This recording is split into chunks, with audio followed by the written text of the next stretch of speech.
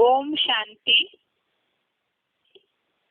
आज की भगवत गीता श्लोक क्लास में संडे को जो टेस्ट हुआ है उसके प्रश्नों का जवाब देखते हैं।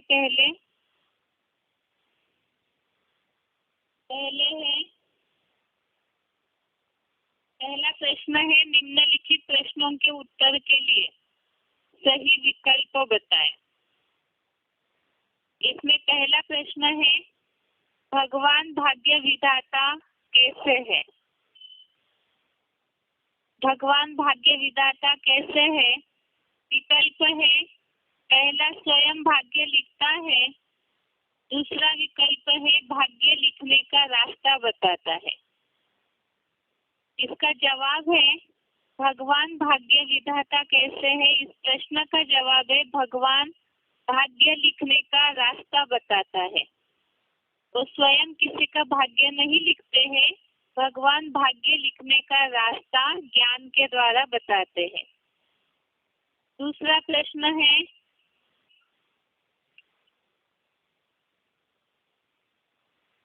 भगवान का सही परिचय कौन दे सकते हैं? पहला प्रश्न, इसका विकल्प है शिवोहम कहने वाले, दूसरा विकल्प है स्वयं भगवान। ये तो हमने बेसिक कोर्स में देखा है कि भगवान का परिचय स्वयं भगवान ही दे सकते हैं। इसका जवाब है भगवान स्वयं भगवान का सही परिचय दे सकते हैं। इसके लिए हमने गीता का श्लोक देखा था, इसमें बात बताई है कि भगवान स्वयं आकर अपना परिचय देते हैं। अगला प्रश्न है तीसरा, भगवान के द्वारा दी हुई मत को क्या नाम दिया है?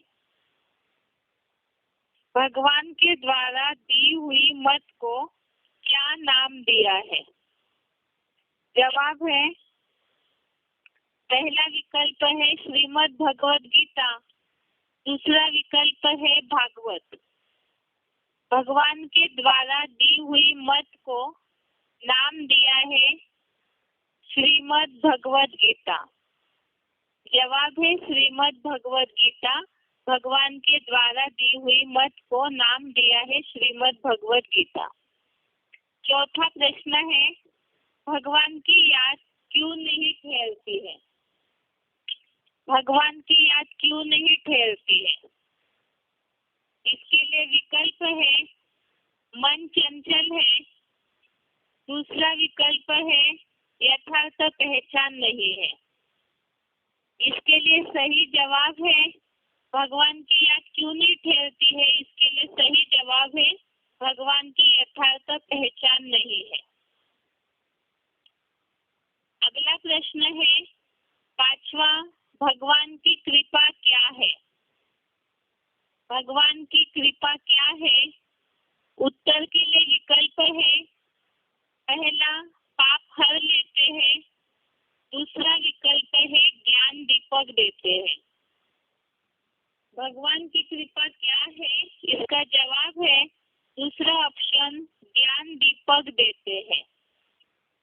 क्योंकि भगवान जो है किसी के पाप स्वयं हरते नहीं है, पाप तो सबको स्वयं नष्ट करने हैं अपने पुरुषार्थ से। भगवान ज्ञान का दीपक देते हैं अज्ञान अंधकार नष्ट करने के लिए। इसलिए इसका जवाब है भगवान की कृपा क्या है? जवाब है ज्ञान दीपक देते हैं। अगला प्रश्न है, धर्म युद्ध में हाजिर प्राणियों का शोक करने योग्य नहीं है, क्यों? धर्म युद्ध में हाजिर प्राणियों का शोक करने योग्य नहीं है, क्यों? इसका जवाब विकल्प है, पहला तो आत्मा अवध्य है, दूसरा विकल्प है क्योंकि युद्ध में तो सभी नष्ट होते ही है। इसके लिए जवाब है धर्म युद्ध में हाजिर प्राणियों का शोक करने योग्य नहीं है, क्योंकि पहला ऑप्शन था आत्मा अवध्य है। तो ये सही जवाब है, आत्मा अवध्य है, इसीलिए धर्म युद्ध में हाजिर प्राणियों का शोक करने के योग्य नहीं है। अगला प्रश्न है, धर्म युद्ध या पुरुषार्थ बीच में छोड़ने से क्या होगा? धर्म युद्ध या पुरुषार्थ बीच में छोड़ने से क्या होगा? जवाब के लिए विकल्प है, पहला पाप का भागी बनेगा, दूसरा विकल्प है पुरुषार्थ बीच में छोड़ने से भी कल्याण होगा। इसका सही जवाब है धर्म युद्ध या पुरुषार्थ बीच में छोड़ने से। जवाब है पाप का भागी बनेगा। धर्म युद्ध या पुरुषार्थ बीच में छोड़ने से पाप का भागी बनेगा। ये दूसरे अध्याय का ही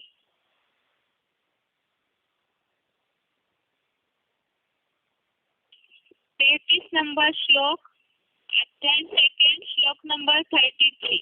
इसमें ये बात आई है कि अगर ये धर्म युद्ध नहीं करेगा तो स्वधर्म और कीर्ति को नष्ट करके पाप का ही भागी बनेगा। अगला प्रश्न है, निम्नलिखित प्रश्नों के एक या दो वाक्यों में उत्तर बताएं। निम्नलिखित प्रश्नों के एक या दो वाक्यों में उत्तर बताएं। पहला प्रश्न है, धर्म युद्ध से स्वर्ग के गेट खुलेंगे, इसके लिए मुरली में क्या बोला है? धर्म युद्ध से स्वर्ग के गेट खुलेंगे, इसके लिए मुरली में क्या बोला है? जवाब है इसका get way to heaven is अहिंसक महाभारी महाभारत गृह युद्ध। ये बात हम मुरलियों में सुनते हैं, श्लोक में भी श्लोक समझते समय ये बात समझी थी। श्लोक में तो स्पष्ट इसका जवाब नहीं है, लेकिन 33वें श्लोक में, दूसरे अध्याय के 33वें श्लोक में 33 नंबर श्लोक में ये बात आई है, गेट वे टू हेवन वाला यह धार्मिक अहिंसक महाभारत युद्ध। और मुरलियों में तो हम इस बात को सुनते आए हैं, धर्म युद्ध से स्वर्ग के गेट खुलेंगे, इसके लिए मुरली में बोला है get way to heaven is अहिंसक महाभारी महाभारत गृह युद्ध। अगला प्रश्न है, अर्जुन को विचलित नहीं होना ऐसे भगवान ने क्यों बोला? अर्जुन को विचलित नहीं होना ऐसे भगवान ने क्यों बोला? इसके लिए जवाब है, अर्जुन को विचलित न होने के लिए इसलिए बोला क्योंकि क्षत्रिय के लिए धर्म युद्ध के सिवाय दूसरा कल्याण नहीं है। अर्जुन को विचलित न होने के लिए इसलिए बोला क्योंकि क्षत्रिय के लिए धर्म युद्ध के सिवाय दूसरा कल्याण नहीं है। ये जवाब है श्लोक नंबर 31 में। 31 नंबर के श्लोक में ये बात आई है, भावार्थ में देखिए, इसके अलावा अपने आत्मा के शास्त्र धर्मों को देखकर तो विचलित होने योग्य नहीं है, क्योंकि धर्म युद्ध के सिवाय 4 वर्णों में विशेष रूप से तेरे जैसे क्षत्रिय के लिए राजयोग से मिले राज्य सुख सिवा दूसरा कल्याण नहीं है। इसमें ये बात आई है कि धर्म युद्ध के सिवाय दूसरा कोई उपाय नहीं है और इसी में ही क्षत्रियों के लिए कल्याण है, क्योंकि जो चातुर्य वर्ण वाली सृष्टि रची जाती है इसमें क्षत्रियों के लिए वही गुण और कर्म दिया हुआ है और उसी में ही उनका कल्याण है। अगला प्रश्न है तीसरा, भगवान के वंडरफुल पार्ट को नहीं पहचान पाते हैं, इसके लिए गीता में क्या बोला है? प्रश्न है, भगवान के वंडरफुल पार्ट को नहीं पहचान पाते हैं, इसके लिए गीता में क्या बोला है? जवाब है, कोई आश्चर्य से देखता है कोई आश्चर्य से सुनता है, कोई आश्चर्य से बताता है, कोई सुनकर भी इसे नहीं जान पाता है। भगवान का पार्ट वंडरफुल है, इसीलिए नहीं पहचान पाते हैं। इसके लिए गीता में बोला है, कोई आश्चर्य से देखता है, कोई आश्चर्य से सुनता है, कोई आश्चर्य से बताता है, कोई सुनकर भी इसे नहीं जान पाता है। इसके लिए श्लोक नंबर है दूसरे अध्याय का 29 नंबर श्लोक, श्लोक नंबर 29। इसमें भावार्थ देखिए, भावार्थ में ये बात आई है, इस हीरो को कोई नंबरवार जानकर आश्चर्य से बताता है, दूसरा आश्चर्य से देखता है, दूसरा कोई कुछ जानते हुए भी इसे आश्चर्य से सुनता है, और जो अनास्थावान नास्तिक है वो अनमने से सुनकर भी इसे नहीं जान पाते हैं।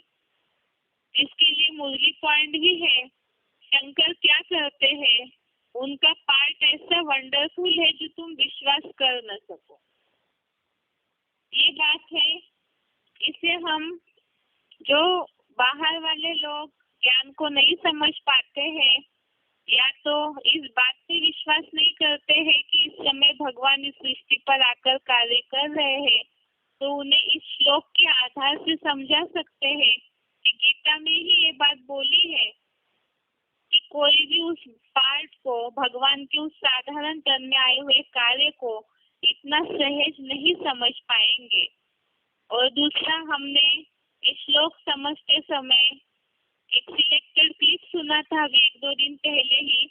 इसमें ये बात बोली है कि भगवान के पार्ट को यथार्थ रीति न जानने के कारण ही आश्चर्यवश सुनंती, कथनती और फिर भागंती हो जाते हैं। अर्थात भगवान का जो कार्य है वंडरफुल, उसे यथार्थ रीति न समझने के कारण ही उसे कोई जान नहीं पाते हैं। ये इस प्रश्न का जवाब है, भगवान का पार्ट वंडरफुल है, इसके लिए गीता में श्लोक नंबर 29 में बोला हुआ है। अगला चौथा प्रश्न है, आत्मा के आदि मध्य अंत की गति के बारे में गीता में क्या बोला है? आत्मा के आदि मध्य अंत की गति के बारे में गीता में क्या बोला है? उत्तर है, प्राणियों का अंत और आदि अदृश्य है, मध्य जीवन व्यक्त है, मृत्यु बाद कल्पांत में भी अव्यक्त है।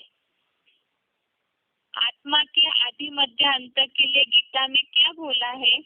इसका जवाब है, प्राणियों का अंत और आदि अदृश्य है, मध्य जीवन व्यक्त है, मृत्यु बाद कल्पांत में भी अव्यक्त है।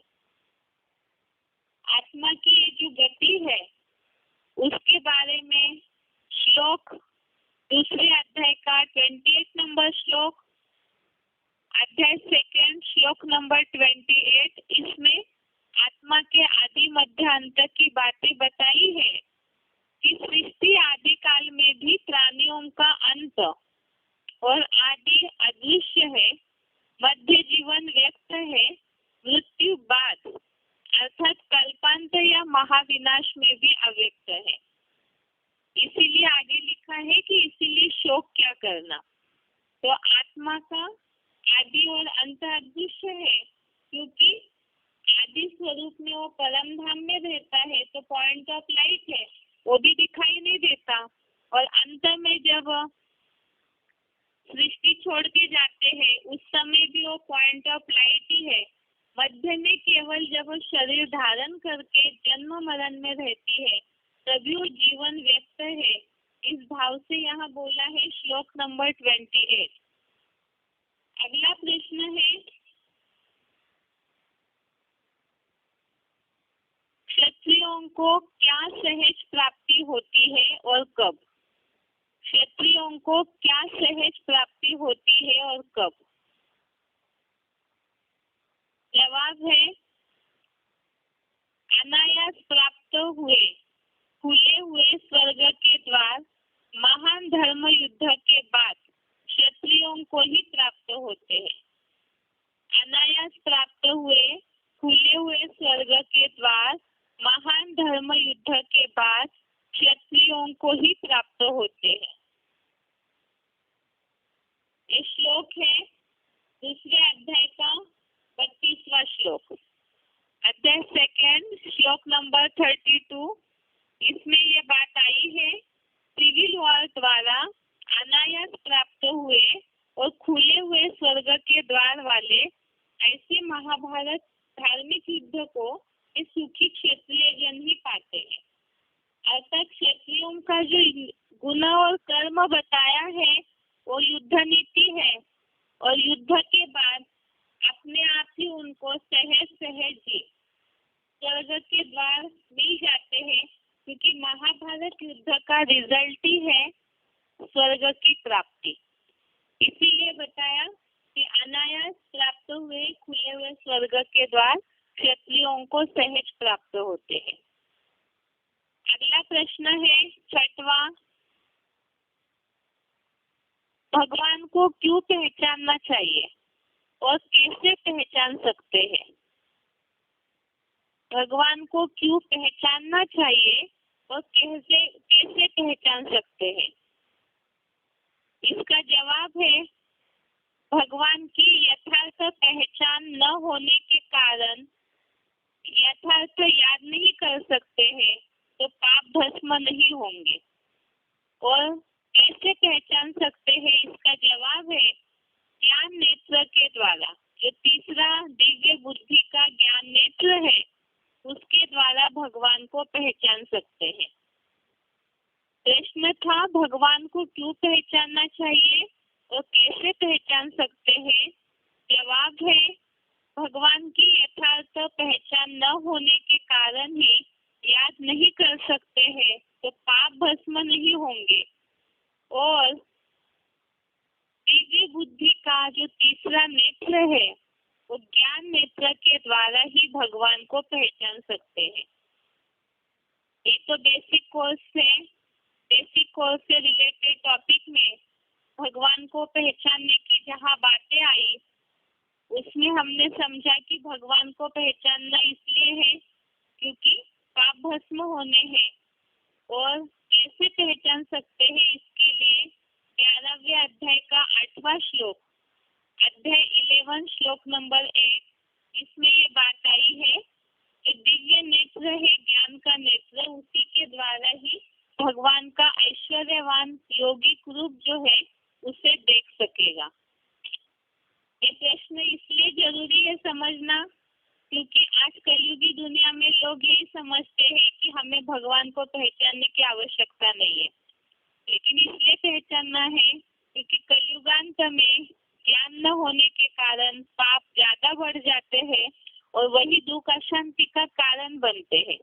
इसीलिए भगवान को यथार्थ रीति पहचानेंगे, याद करेंगे तो पाप भस्म होंगे, और पाप भस्म होंगे तो सुख शांति की प्राप्ति भी होगी। अगला प्रश्न है 7वां, भगवान की याद से कैरेक्टर सुधरते हैं, इसके लिए गीता में क्या बताया है?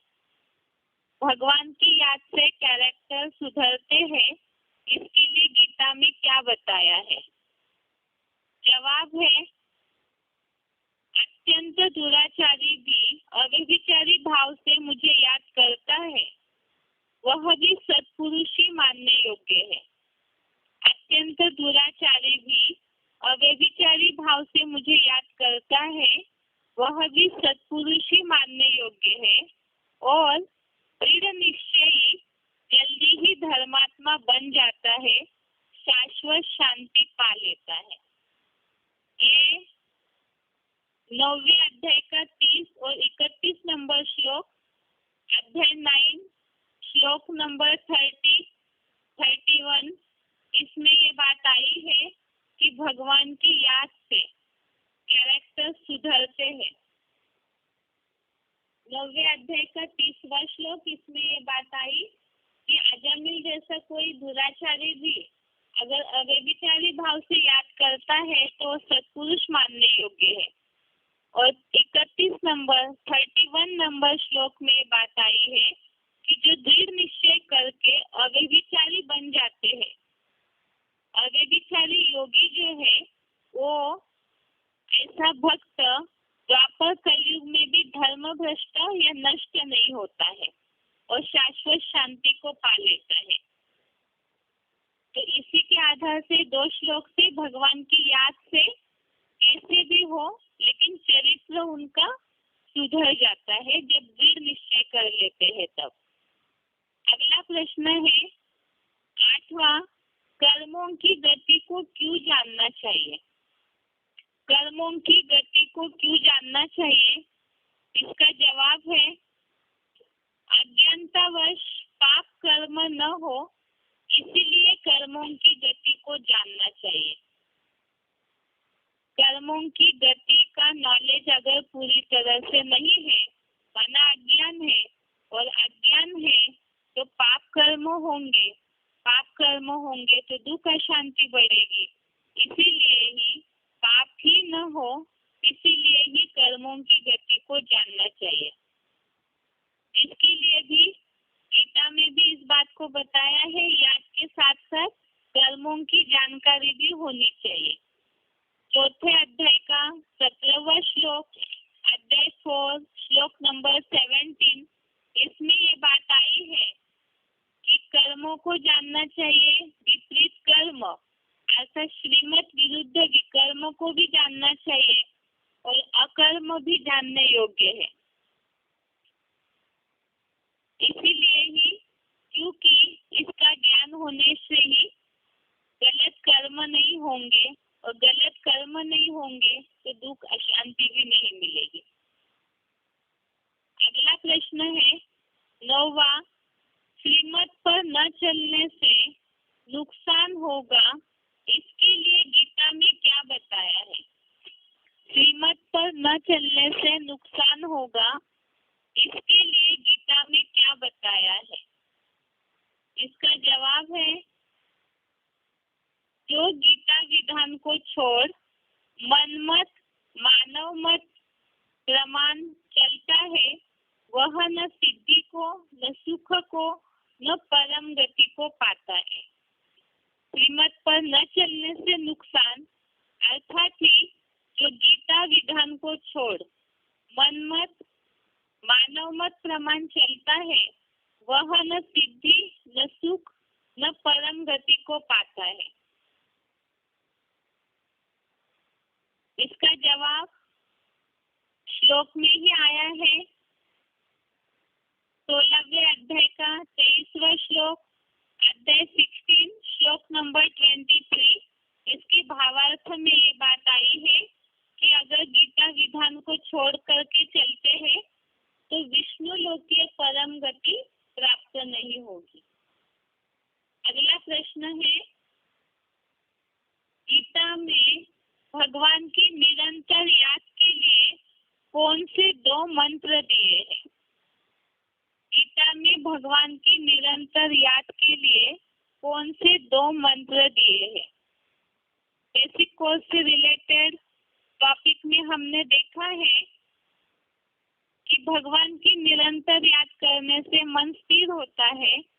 उसी के लिए ही मन से बुद्धि से भगवान को निरंतर याद करे एकाग्र होके, इसके लिए 2 मंत्र दिए हैं। एक तो मन मना भव और दूसरा मध्याजी भव। एक तो मन मना भव और दूसरा मध्याजी भव।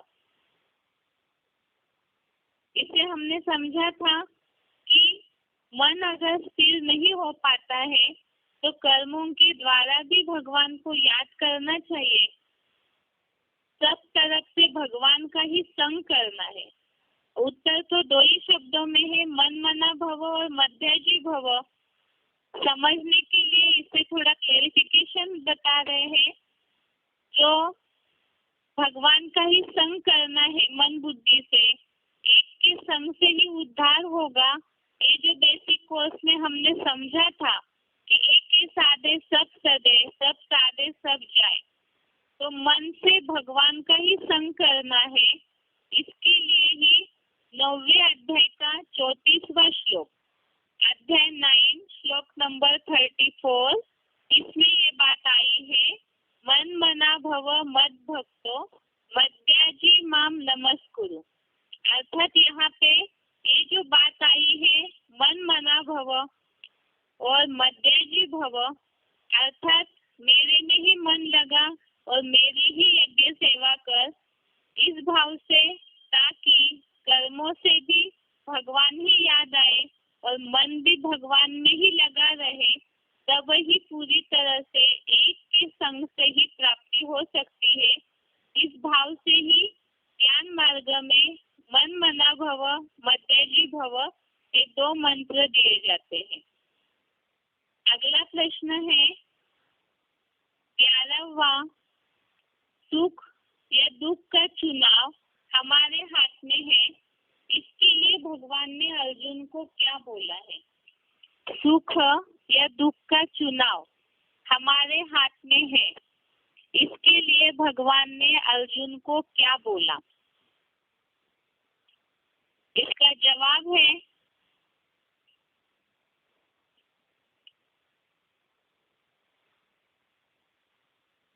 ब्रह्मा के गुप्त बेसिक ज्ञान से भी गुप्ततर एडवांस गीता ज्ञान मैंने तुझे कहा है। इस पर पूरी तरह परिप्रश्नेन सेवया, अर्थात अध्ययन रत हुआ विचार कर, जैसा दिल में चाहे वैसा कर, आत्मा अपना बंधु व शत्रु स्वयं है। सुख या दुख का चुनाव हमारे हाथ में है, इसके लिए भगवान ने अर्जुन को इस बात को समझाया।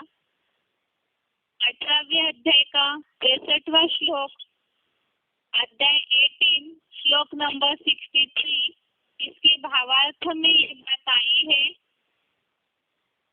ब्रह्मा के गुप्त बेसिक ज्ञान से भी गुप्ततर एडवांस गीता ज्ञान मैंने तुझे कहा है, इस पर पूरी तरह परिप्रश्नेन सेवया, अर्थात प्रश्न उत्तर करके अध्ययन रत हुआ विचार कर, जैसा दिल में चाहे वैसा कर, क्योंकि आत्मा अपना बंधु व शत्रु स्वयं है। तो जिज्ञासुओं को सारा ज्ञान समझाने के बाद इस बात को जरूर समझाना जरूरी है कि सारी ज्ञान की बातें, मन की स्थिरता, चंचलता, बुद्धि का लगाम, ये सारी बातें तो समझा दी। अब जीवन का जो जन्म जन्मांतर का भाग्य बनाना है या बिगाड़ना है, ये हमारे हाथ में है। इसीलिए भगवान ने चुनाव सभी को अपना अपना दे दिया कि सारा ज्ञान मिलने के बाद, पहचान देने के बाद भी क्या करना है क्या नहीं करना है, तो जिज्ञासुओं के हाथ में है। इसलिए खास इस भाव से ही इस श्लोक को समझाया है कि जैसा दिल में चाहे वैसा कर, क्योंकि सभी आत्माएं अपना बंधु और शत्रु स्वयं है। अगला प्रश्न है 12वां, मन को कंट्रोल करने के लिए कौन से 2 उपाय बताए हैं? मन को कंट्रोल करने के लिए कौन से 2 उपाय बताए हैं? जवाब है, मन को कंट्रोल करने के लिए 2 उपाय है। एक तो विनाशी दुनिया, जो एटॉमिक महाविनाश से विनाश होने वाली दुनिया है, वो दुनिया, उसके साथ साथ देह के संबंधी, देह के पदार्थों से वैराग्य और योग अभ्यास, निरंतर योग अभ्यास, ये 2 उपाय है जिसके द्वारा मन कंट्रोल हो सकता है। मन को कंट्रोल करने के लिए एक तो दोबारा बता रहे जवाब को, उत्तर को, विनाशी दुनिया, जो एटॉमिक महाविनाश से विनाश होने वाली दुनिया है, वो दुनिया, और साथ साथ देह के संबंधी, देह के पदार्थों से वैराग, क्योंकि मुरली में शिव बाबा ने बोला है कलयुग में सब कुछ तामसी है, तो इसीलिए उससे वैराग आना जरूरी है। और साथ साथ मन को कंट्रोल करने का योग अभ्यास, निरंतर का अभ्यास, इस दोनों साथ साथ करने से ही मन कंट्रोल हो सकता है। अगला है प्रश्न 13वां, की गति का ज्ञान दे सकते हैं, क्यों? भगवान ही कर्मों की गति का ज्ञान दे सकते हैं, क्यों? जवाब है, भगवान संपूर्ण भूतकालीन, वर्तमान और भविष्यगत प्राणियों को बुद्धिमानों की बुद्धि होने से जानते हैं और त्रिकालदर्शी होने के कारण ही वो कर्मों की गति का ज्ञान देते हैं। भगवान कर्मों की गति का ज्ञान दे सकते हैं इसलिए क्योंकि भगवान संपूर्ण भूतकालीन, वर्तमान कालीन और भविष्यगत प्राणियों को बुद्धिमानों की बुद्धि होने से जानते हैं और त्रिकालदर्शी होने से ही कर्मों की गति का ज्ञान देते हैं।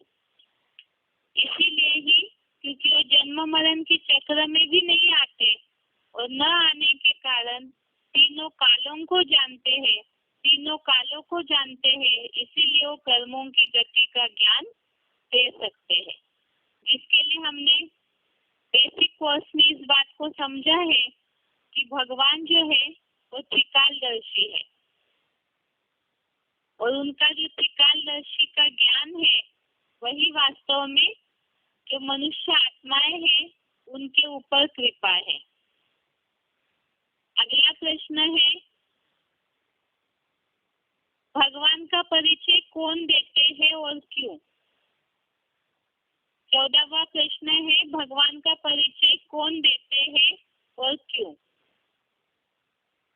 इसका जवाब है, भगवान का परिचय स्वयं भगवान ही आकर के देते हैं। क्यों? क्योंकि देवताओं, महर्षियों सभी का आदिकालीन आदिश्वर स्वयं भगवान ही है। इसे हमने श्लोक के आधार से समझा था। भगवान का परिचय भगवान स्वयं ही देते हैं, उनका परिचय कोई दे नहीं सकता है, क्योंकि श्लोक नंबर 10वें अध्याय का दूसरा श्लोक, अध्याय 10 श्लोक नंबर 2, इसमें ये बात आई है कि भगवान का परिचय वो स्वयं क्यों देते हैं? क्योंकि देवगण, महर्षियों, भगवान का जो प्रकृष्ट जन्म है उसे न देवगण न महर्षियों ने जाना है, क्योंकि सब प्रकार से महर्षियों, देवताओं का सब प्रकार से आदिकालीन आदिश्वर मैं हूँ। अर्थात जो स्वयं आदि है, जो स्वयं शुरुआत है, उनका परिचय इस दुनिया के कोई भी मनुष्य मात्र नहीं दे सकते हैं। इसीलिए ही भगवान स्वयं आकर के अपना परिचय देते हैं। इसके लिए 10वें अध्याय का 15वां श्लोक, अध्याय 10 श्लोक नंबर 15, इसमें ये बात बोली है। इसीलिए भगवान स्वयं आकर अपना परिचय देते हैं। अगला प्रश्न है, मनोबल का महत्व दुनिया को संक्षेप में समझाइए। प्रश्न 15वां, मनोबल का महत्व दुनिया को संक्षेप में समझाइए। ये प्रश्न इसलिए समझना जरूरी है क्योंकि आज दुनिया सारी ही धनबल के पीछे, धनबल के पीछे, जनबल इकट्ठा करने के पीछे लगी हुई है। आज किसी से भी पूछेंगे कि सबसे ज्यादा महत्वपूर्ण क्या है, तो कलयुगी दुनिया में सभी इसी बात को जवाब देंगे कि आज पैसों की दुनिया है, तो पैसों के आधार से ही सब चल सकता है।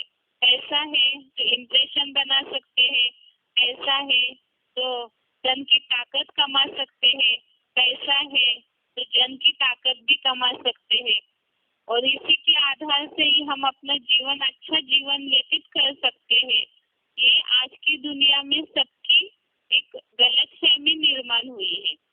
अब इस बात को काटना है तो उसके लिए मनोबल अर्थात मन का बल कितना महत्वपूर्ण है वो समझना जरूरी है।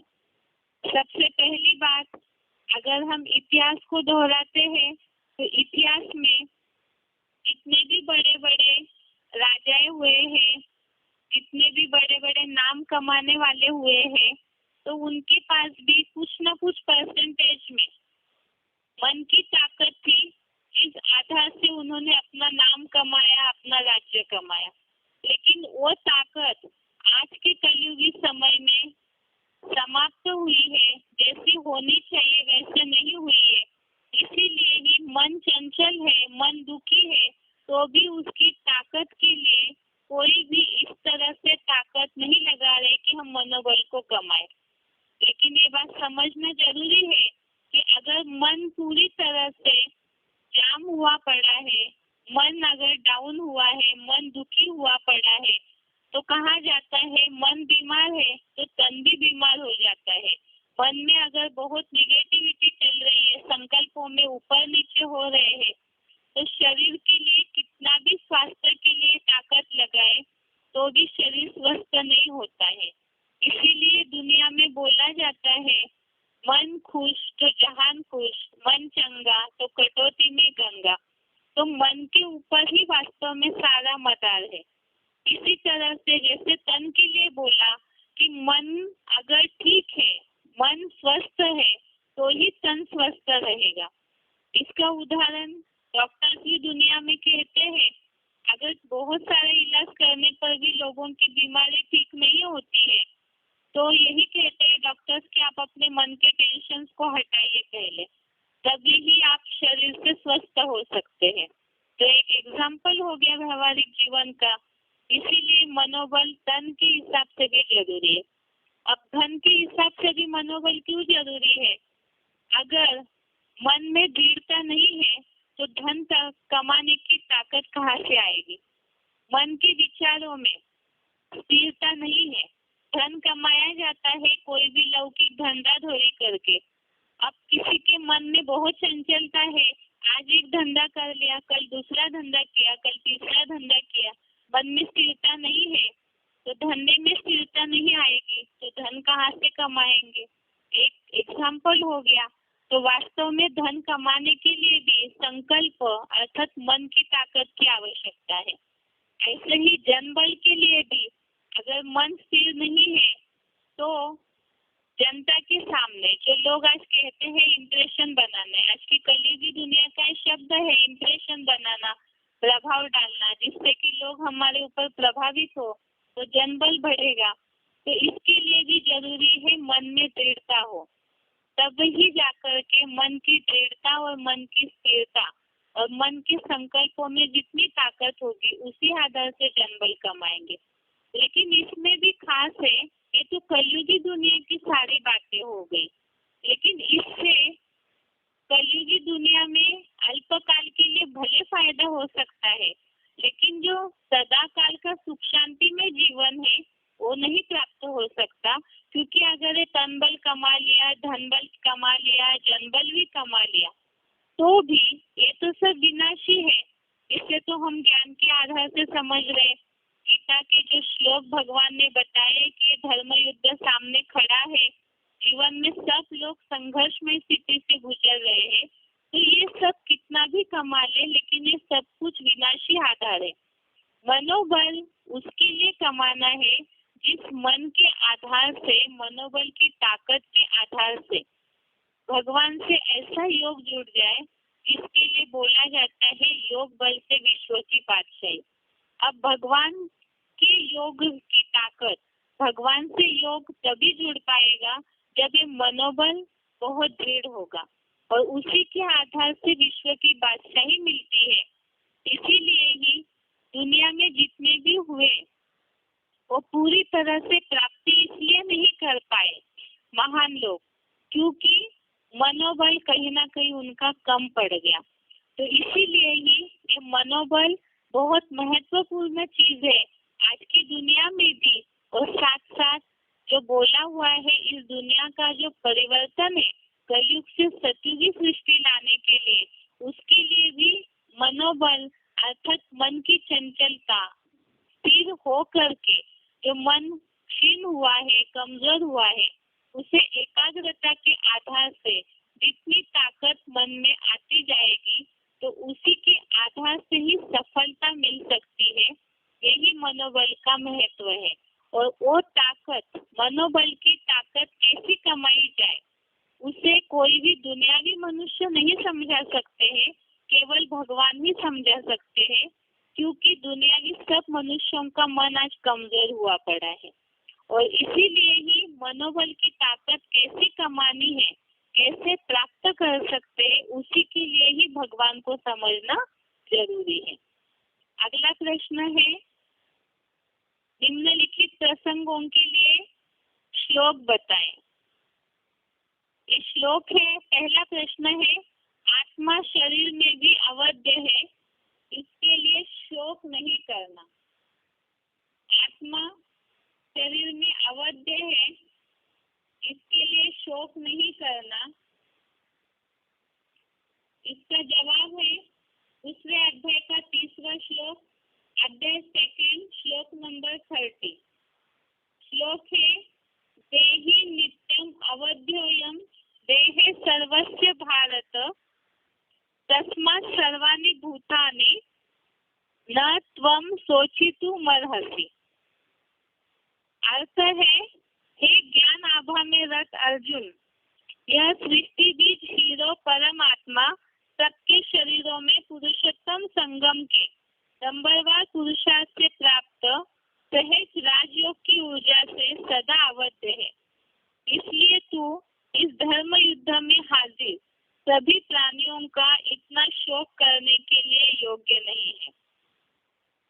अगला प्रश्न है, प्राणियों का आदि और अंत अदृश्य है। प्राणियों का आदि और अंत अदृश्य है। जवाब है श्लोक नंबर दूसरे अध्याय का 28, श्लोक नंबर सेकंड अध्याय का 28। श्लोक है, अव्यक्तादीनि भूतानि व्यक्त मध्यानि भारत अव्यक्त निधनान्येव तत्र का परिदेवना। अर्थ है, हे भरतवंशी, सृष्टि आदि काल में भी प्राणियों का अंत और आदि अदृश्य है, मध्य जीवन व्यक्त है, मृत्यु बाद या कल्पांत महाविनाश में भी अव्यक्त है। उस हुबहू कल्प की आवृत्ति में शोक क्या करना, किंतु पुरुषोत्तम संगम में 100% आत्मस्थ हो जाने से। अगला प्रश्न है, परमात्मा के पार्ट को न जानने से सब आश्चर्य से देखते हैं। परमात्मा के पार्ट को न जानने से सब आश्चर्य से देखते हैं। जवाब है दूसरे अध्याय का 29वां श्लोक, अध्याय सेकंड, श्लोक नंबर 29। श्लोक है, आश्चर्यवत् पश्यति कश्चिदेन आश्चर्यवत् वदति तथैव चान्य आश्चर्यवत् चैनमन्य शृणोति श्रुत्वाप्येनं वेदन चैव कश्चित्। अर्थ है, इस हीरो को कोई नंबरवार जानकर आश्चर्य से बताता है, दूसरा वैसे ही आश्चर्य से देखता है, कोई आश्चर्य से सुनता है और अनास्थावन नास्तिक पूरा अधूरा अनमने से सुनकर भी इसे नहीं जान पाता। अर्थात न जानने के कारण ही परमात्मा को सभी आश्चर्य से देखते हैं। अगला प्रश्न है, महाभारत युद्ध से ही स्वर्ग के खुले द्वार सहज प्राप्त होते हैं। महाभारत युद्ध से ही स्वर्ग के खुले द्वार सहज प्राप्त होते हैं। इसके लिए जवाब है दूसरे अध्याय का 32वां श्लोक, अध्याय सेकंड, श्लोक नंबर 32। यदुच्छया चोपपन्नम स्वर्ग द्वारम अपारुतम सुखिनः क्षत्रियः पार्थ लभन्ते युद्धमीदृशम्। अर्थात सिविल वार द्वारा अनायास प्राप्त हुए और खुले हुए स्वर्ग के द्वार वाले ऐसे महाभारत युद्ध को हे पृथ्वीपति सुखी क्षत्रिय जन ही पाते हैं। अगला प्रश्न है 5वां, धर्म युद्ध न करने से पाप का भागी बनेगा। करने से पाप का भागी बनेगा। इसके लिए जवाब है दूसरे अध्याय का 33वां श्लोक, अध्याय सेकंड, श्लोक नंबर 33। श्लोक है अथ चेत्त्वमिमं धर्म्यं संग्रामं न करिष्यसि ततः स्वधर्मं कीर्तिं च हित्वा पापं वाप्स्यसि। अर्थात किंतु यदि तू गेटवे टू हेवन वाला यह धार्मिक अहिंसक महाभारत युद्ध नहीं करेगा तो अल्लाह अव्वल दिन के सत्य सनातन स्वधर्म और कीर्ति को नष्ट करके द्वैतवादी नारकीय दैत्यों के हिंसक धर्म वृद्धि के पाप का ही भागी बनेगा। अगला प्रश्न है 6वां, साधारण तन में आए हुए भगवान के कार्य को नहीं पहचान पाते हैं।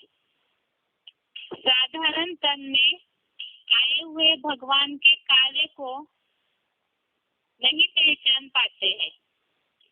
9वें अध्याय का 11वां श्लोक, अध्याय 9, श्लोक नंबर 11।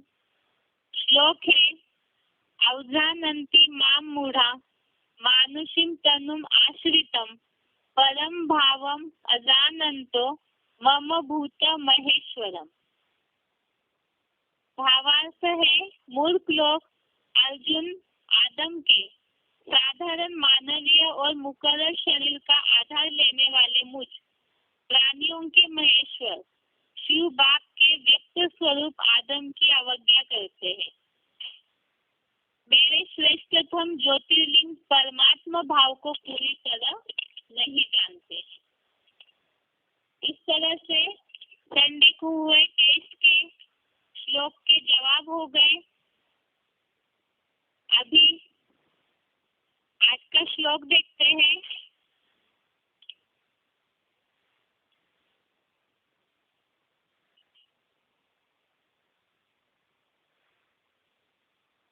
आज का श्लोक है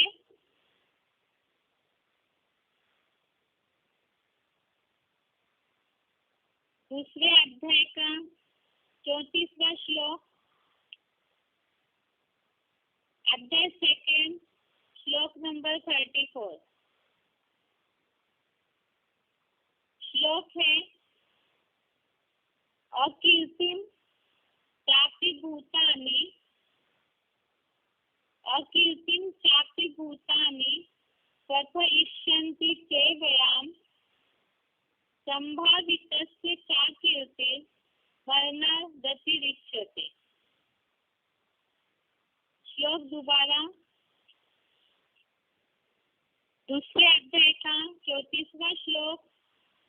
श्लोक है अकीर्तिम चापि भूतानि कथयिष्यन्ति ते वयाम संभावितस्य चा कीर्ति मरणादतिरिच्यते। संधि विच्छेद इस श्लोक का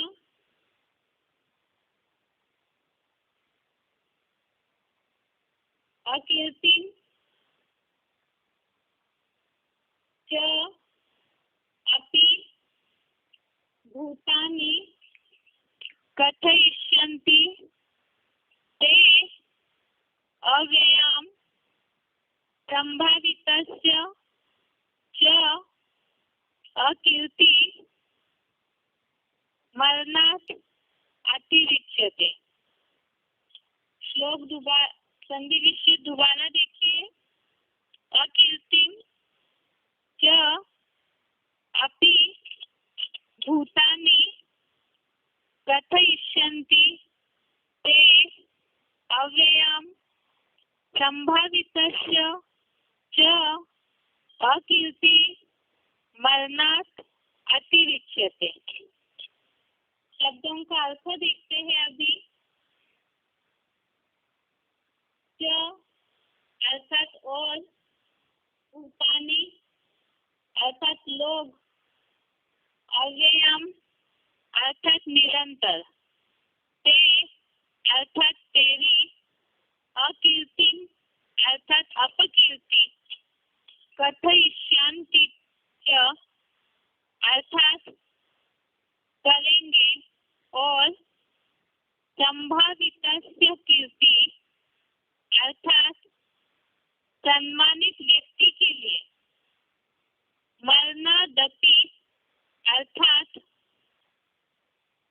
मरणादपि अतिरिच्यते अर्थात अपकीर्ति मौत से भी बढ़कर है।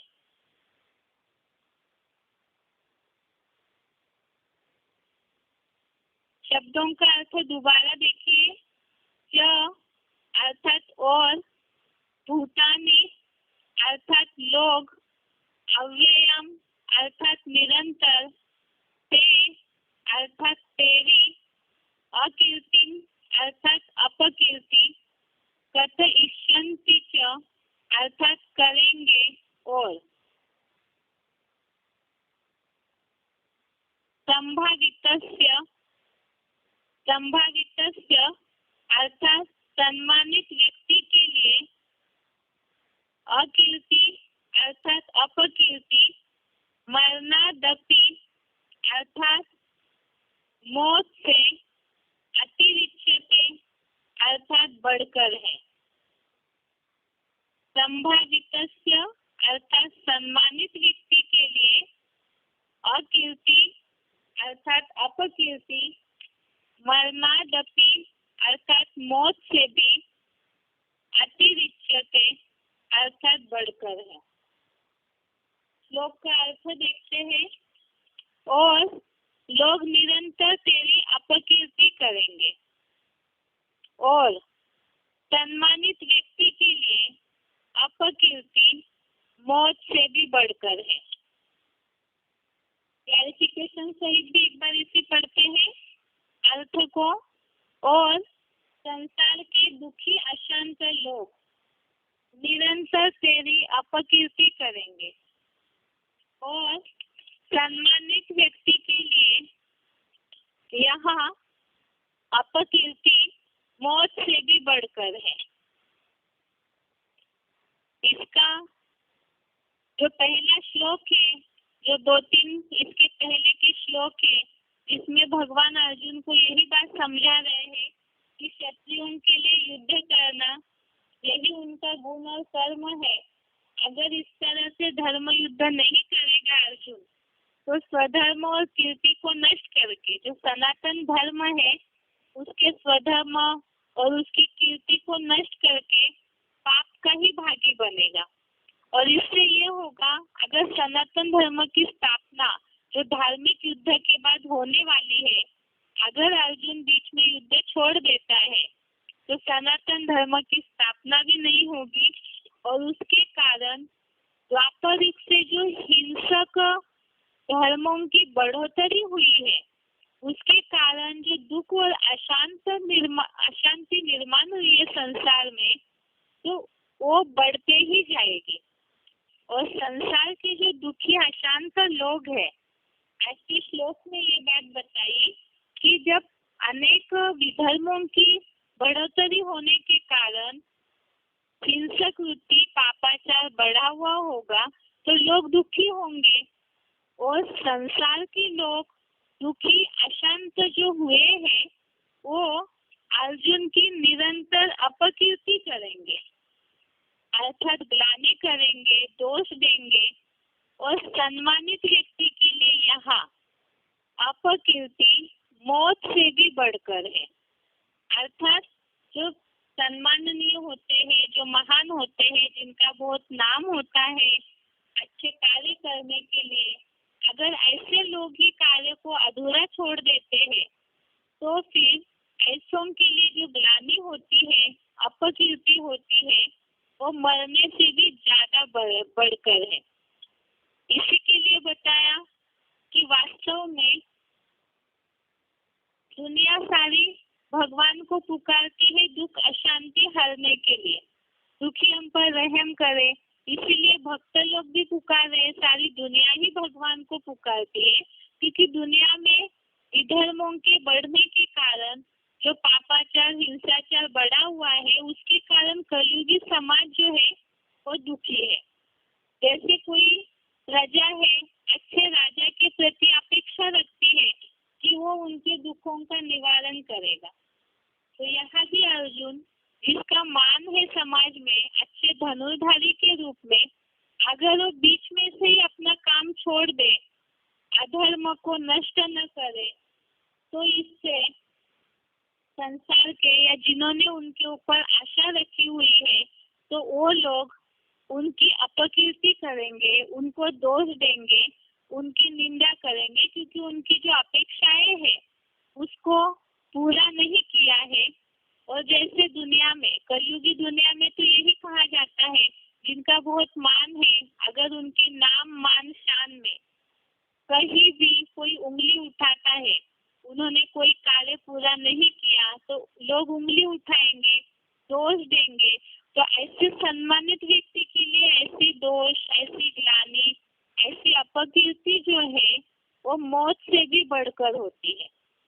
जैसे बोला जाता है दुनिया में भी, शिव बाबा भी मुरलियों में बोलते हैं कि जो श्रेष्ठ हस्तियां है, श्रेष्ठ व्यक्तित्व है, उनकी एक पहचान है कि वो जो कार्य हाथ में लेते हैं उसे कभी अधूरा नहीं छोड़ते हैं।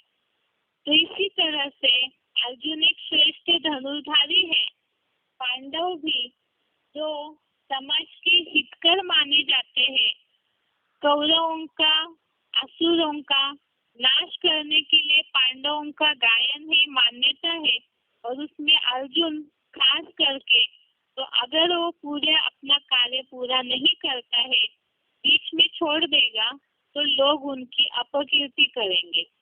इसीलिए बताया है अर्जुन को कि ये धर्म युद्ध करके मायाजीत बनेगा अर्जुन, तब ही नई दुनिया स्थापन कर पाएगा, और साथ में ही सुख शांति वाली एक नई दुनिया तभी स्थापन होगी जब अर्जुन आगे बढ़ करके ये अहिंसक महाभारत धार्मिक युद्ध करता रहेगा।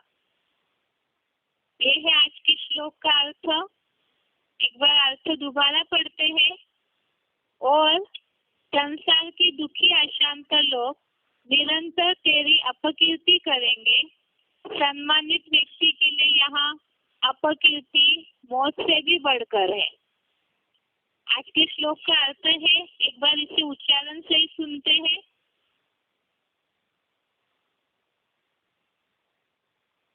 कीर्तिञ्चापि भूतानि कथयिष्यन्ति ते व्यया सम्भावितस्य च कीर्तिः मरणादतिरिच्यते। और संसार के दुखी अशांत लोग निरंतर तेरी अपकीर्ति करेंगे, और सम्मानित व्यक्ति के लिए यहाँ अपकीर्ति मौत से भी बढ़कर है।